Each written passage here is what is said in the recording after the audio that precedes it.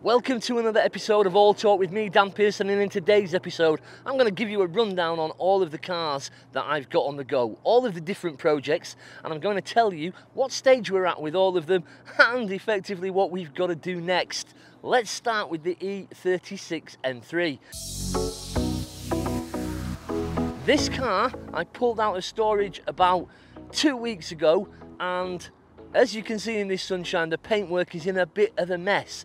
And that's not because the paintwork's a mess, it's actually because it's had some restoration paintwork and that just needs finishing and flattening and polishing down. So that's something that we're going to have to try and get on with to make sure that that paintwork looks absolutely top notch for the summer. Estoril blue was always one of the best colours on any of these M Sport BMWs, on the M3, on the Z3, and back in the 1990s it was the colour to have in my opinion, and I still think it looks amazing today.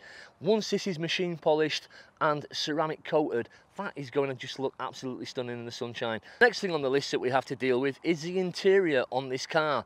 This car has done around 130,000 miles, and some of the trim pieces have been off to resolve problems in the past, and some of those clips are, well, not in the best of condition. So we're going to replace some of those clips and basically make sure that that interior feels nice and tight and taut.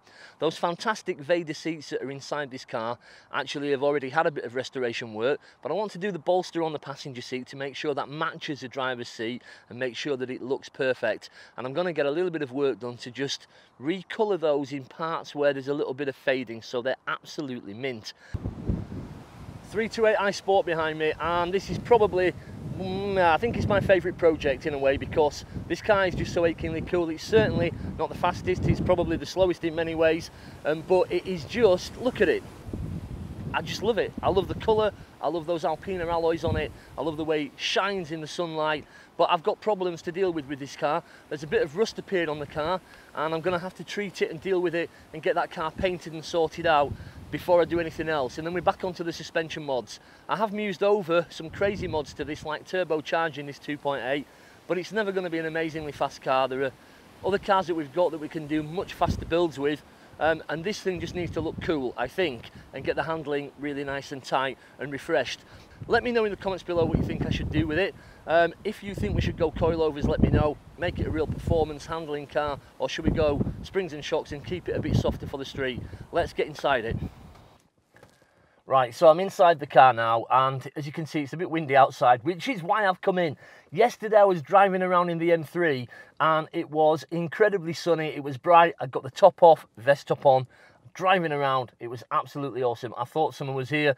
I was wrong, or at least I was wrong in the northeast of England, because today it's about 30-mile-an-hour winds. The Mavic Mini 2 won't fly, or at least it won't fly backwards because it doesn't have enough power to handle the winds that are there now, and the microphone's getting battered around all over the place. So we're in the car. As I've just mentioned, suspension would be cool, but also doing a factory restoration would be cool. I just said that the 328i was my favourite car, and then I jumped back in this 740 E38, and wow, what a machine this is. When you drive this, you can't believe that this was mid-1990s luxury technology. It still looks, for me, the best looking big saloon car that you can buy. I still think this is the epitome of absolute luxury driving. Anyway, on to the problems with the car. Let me show you. When we were machine polishing this, I think I showed you before, we had a bunch of lacquer peel where the lacquer had failed on the car, and since then somebody's actually keyed the car whilst it's been outside, which is annoying.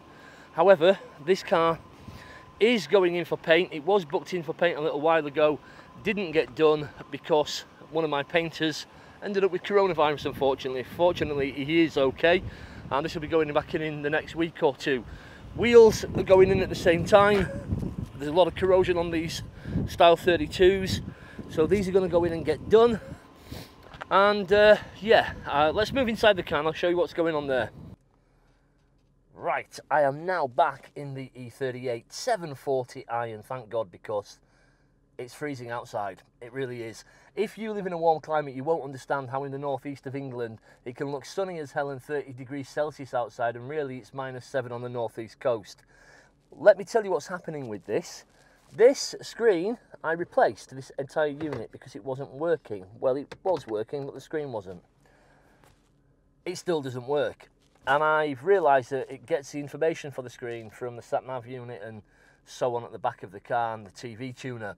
So I need to work out why that's not working and get that operational, which I'm going to try and do this week.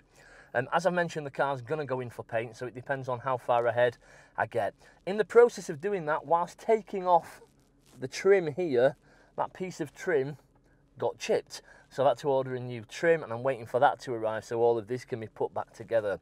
There's also some of the broken bits. There's a side of the seats are broken, they need replacing and repairing, and possibly some refurbishment of the seats. The sunroof has stopped working, so I can hear it, but it's just not working. So either it's the motor starting to work but not having enough power, or an electrical issue. I'm not quite sure, so we've got that to fix. We've got some pixelation on the screen still. What else do we have? Oh, somebody has smoked in this at some stage and burnt this trim on the pillar post, so we need to replace that. And we've got a broken rear armrest. We've also got loads of stuff in the back of the car. Ignore that, you didn't see it. I'm going to put some coilovers on it, and I'm going to get it closer to the deck, particularly if I'm putting a set of 20s on. Let me know below if you think I should do that. A 7 Series slammed or on air ride with a really cool set of split rims on, to me, just looks amazing. Do you think as well I should tint the windows? Should I tint the rear windows? Should we tint the car? Let me know, comment below. Again, let me know which car you think I should do first. Should it be this one? Let's move on and show you another car. Where do we go from? Where do we go from here? There's quite a bit to do with the old Z3. These wheels are in a bit of a state, so they need refurbishing. That's going to be happening within the next couple of weeks. Yep, they're not great. And this, I forgot to show you, this was on the car when we got it, so that's going to get painted and dealt with. Somebody has scraped this side of the car. Look at that. So not very nice. Wheels corroded, and this front bumper needs painting to look good again. AC Schnitzer looks cool, but needs work. The car's been stood. We've not had this in any of the units because we've not had space, and consequently we've got a bit of mould to deal with on this roof, so it's going to need a good clean. We did ceramic coat this car last year, but we didn't protect the roof, should I say. So that's got to be dealt with. But yeah, that's the Z3. There's also this, which is a bit of a broken arm which needs fixing. I want to put some split rims on this car, or potentially leave these but do them bronze or gold. What do you think? Do you think bronze wheels, like a dirty bronze, with this black would look good? I also think a set of polished split rims would look sick on this, with the car absolutely slammed on the floor, on a set of coilovers. It would just look amazing. I do want to squeeze a bit more power out of it. We're probably going to do the M50 manifold. The other option is to turbocharge it. It just needs some performance mods. I want it to look outrageous, but classy still, but outrageous, so that when you see it you think, what the hell is that?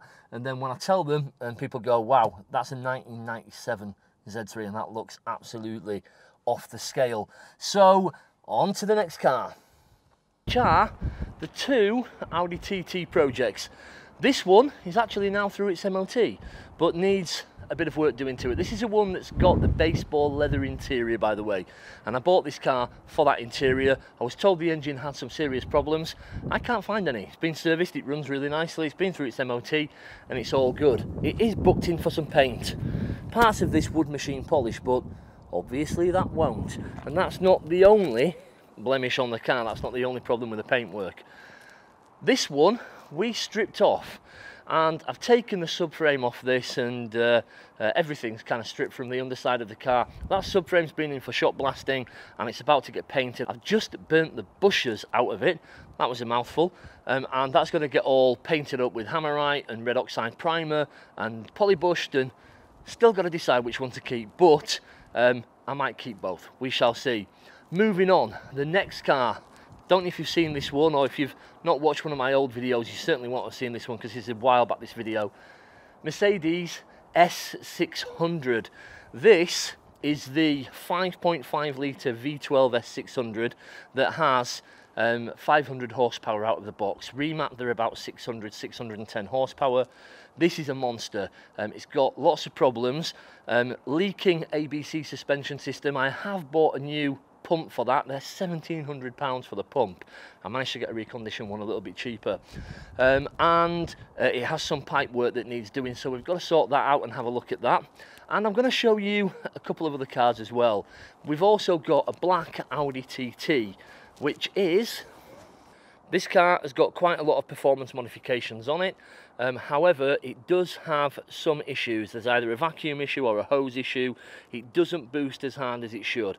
It's got a 3-inch downpipe on there. It has a custom exhaust. It has an AirTech intercooler. It has a Badger 5 tip. It's got R8 coil packs. It's got all sorts of things done to this car. Some of these may come off and go onto one of the green ones, or we may well do something with this.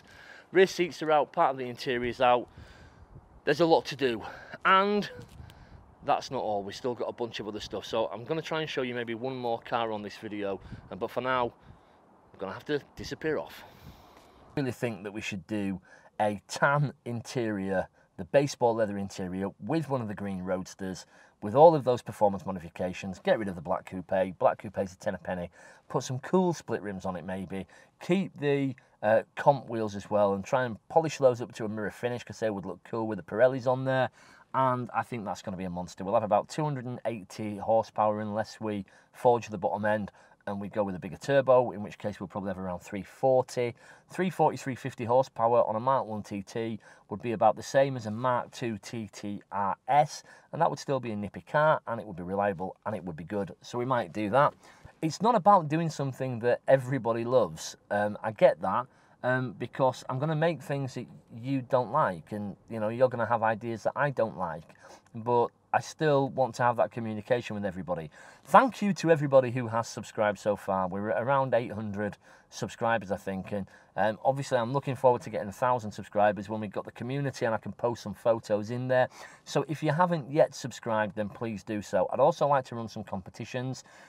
I can't make any money from YouTube until I've got over 1,000 subscribers, and even then it's a very small amount. You need a lot of subscribers to generate revenue. So all of this is at the moment self-funded, and we're in the middle of a pandemic, and that's not an easy thing to do.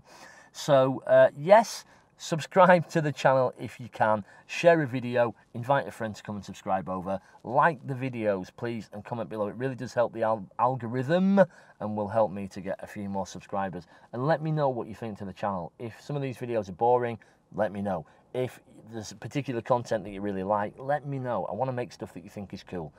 I will see you in the next video, and thank you for watching All Talk with me, Dan Pearson. See you next time.